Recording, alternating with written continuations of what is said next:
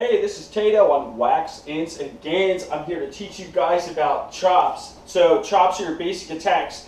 They're essentially, if Edgar was boxing, these are your jabs, whereas things like flat wraps and reverse wraps would be your hooks and your knockout punches. The chops allow you to quickly attack your opponent and try to elicit some kind of feedback. However, if you can't do that accurately 100% of the time, those kinds of techniques, specifically setups, become very difficult. So the first shot that we're going to work on is the vertical chop. It's essentially just it's a basic long attack. It tends to be pretty powerful in just single sword and Florentine, less so in board, but still very valuable. So since this is our first shot and our first shot video, I'm going to talk just a little bit about the set position and getting ready to set up to Pell. So as we talked about in the last video, your set position is you take a slight step forward. My torso is just a little bit taut. I'm adhering to a 90-90-90 degree rule. My torso is perpendicular to the ground. When I chamber my shot, I'll be in a 90 degrees on the bicep. It's in terms of orientation to the spine, and the forearm will be 90 degrees to the bicep. So it looks like this.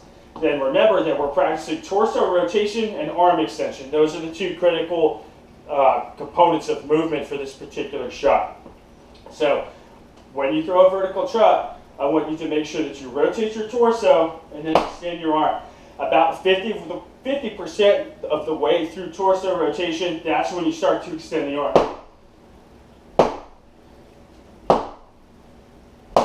It doesn't take a whole lot of explanation to really nail down the vertical chop. It's a basic technique, and typically the ones that people learn first. However, getting really good accuracy and really minute targeting is critical for this shot, because you want to be able to hit people in the chest with it most of the time without brushing their base or hitting them in the neck. So I want you to target the front of this Pell with this vertical chop. And remember, I want you to stand far enough away that if you just extend your arm, you're going to clip your Pell and not hit it. So I want you to rotate that torso to get that extra inch or two. Just hit the chest like this.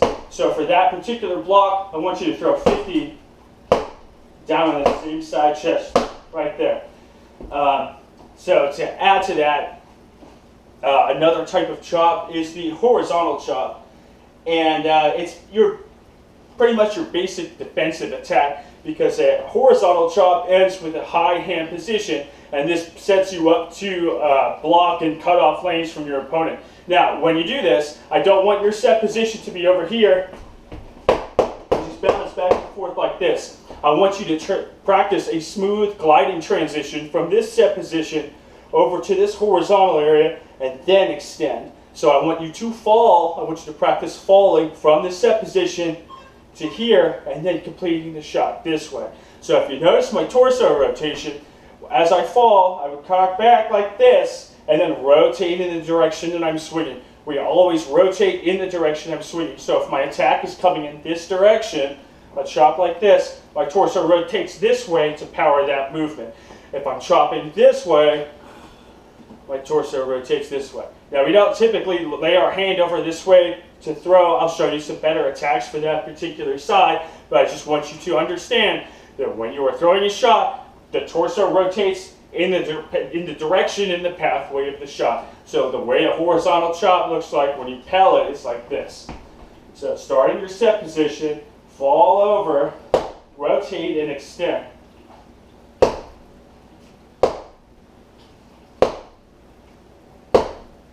Remember, we're targeting the chest here because he doesn't have arms, I suppose. But just you want to hit like a nice high chest position. The last type of chop that I'm going to teach you guys for this particular chops video is a diagonal chop. There's two, right? So, like how we fall out of position into this sideways preparation to throw a horizontal chop.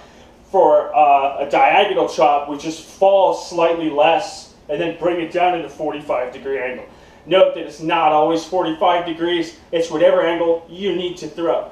All of the shots that you learn in these videos are not the only way to throw these shots. They're simply blueprints for you to build on. But you need to have those blueprints in place before you start modifying them, right? So a basic diagonal chop to this side of Peter the Quick's chest looks like this. Set position, falling over, rotate and extend. Now, we can also attack the other side in a similar manner. If you're fighting a single sworder, right hand on right hand or left hand on left hand, chopping out. This way is a very good way to hit the chest, or some people like to call it the back body, but it's called the chest. So, hit this set position right here, cock back a little bit as you fall out, just a tiny bit, and then come back. Set position, rotate.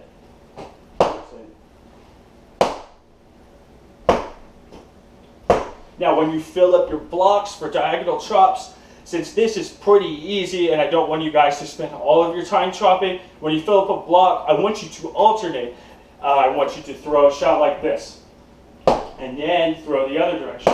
And this will get you used to pretty much comboing in different directions and returning to that same position and modifying the direction that you're throwing in.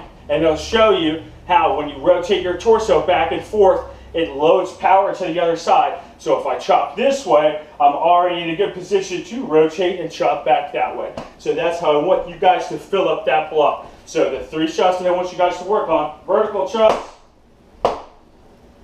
horizontal chops, where you fall over like this, and practice that high hand position to make sure that this is a nice defensive kind of jab shot, and then alternate diagonal chops. So this side, this side, this side, this side. The last couple of chop hints I'm going to give you guys are, I don't want you to extend your wrist like this on the edge of the shot. I want you to keep a nice, stiff, neutral wrist like this, like you're swinging a hammer. You wouldn't drive a nail with your wrist now, would you? And in addition to that, do not lock your elbow. I'm wearing kind of a baggy tunic, so it's a little bit difficult to see. But when I throw this chop, I'm not locking the whole way out. I'm not popping my arm out. That's a good way to ruin basically everything. It's just getting a nice full extension like that. So I'm saving myself like 2 or 3 degrees. So that's the chops for you.